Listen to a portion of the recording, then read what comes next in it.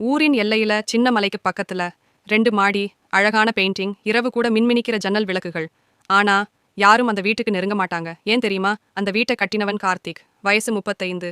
கூலி வேலை, இரவு வேலை, கடன் எல்லாம் தாங்கி ஒரு நாள் எங்க அம்மாவோட நல்ல வீட்டுல இருக்கணும்னு கனவு. 10 வருஷம் கஷ்டப்பட்டு அவன் கையாலேயே ஒவ்வொரு செங்கல்லையும் பார்த்து பார்த்து அந்த வீட்டை கட்டினான். வீடு முடிஞ்ச அடுத்த வாரமே ஒரு இரவு அவன் வீட்டுக்குள்ளே மர்மமான விபத்து. காலையில மக்கள் பார்த்தது கார்த்திக் உயிரில்லா உடல். அப்புறம்தான் ஆரம்பிச்சது. முதல் இரவு அந்த வீட்டுக்குள்ளே நுழைய முயற்சி பண்ண ஒரு திருடன். அடுத்த நாள் வீட்டு வாசல்ல மயங்கி விழுந்து கிடந்தான். கண்கள் சிவப்பு. உள்ள போகாதீங்கன்னு அலறல். 2வது சம்பவம், ஒரு ரியல் எஸ்டேட் ஆள் இந்த வீடு சாப்பிட்டு போடலாம்னு சொன்னதுக்கு அடுத்த நாளே அவனோட கார் அந்த வீட்டு முன்பே ஸ்டார்ட் ஆகாமல் நின்றுச்சு. உள்ளேருந்து காலடி சத்தம், சாவி சத்தம். ஊரில் எல்லாருக்கும் தெரிஞ்சது ஒன்று தான். கார்த்திக் செத்து போனாலும் அவன் வீடு, அவன் உயிர், அவன் பேய் அந்த வீட்டை பாதுகாக்குது. ஒரு நாள் ஒரு குட்டி பையன் தற்செயலாக அந்த வீட்டுக்குள்ளே போனான். அவன் சொன்ன வார்த்தை, அண்ணா அழலாமா? அந்த வீட்டுக்குள்ளிருந்து மெதுவாக ஒரு குரல், இந்த வீடு நான் அம்மாவுக்காக கட்டினது, யாரும் தொட்டுடாதீங்க.